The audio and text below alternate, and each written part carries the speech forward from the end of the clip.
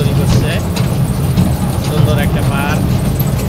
ওই জায়গায় ওই যে ট্রেন চালাইতেছে, আর আমরা এই যে যাত্রী বসে আছি।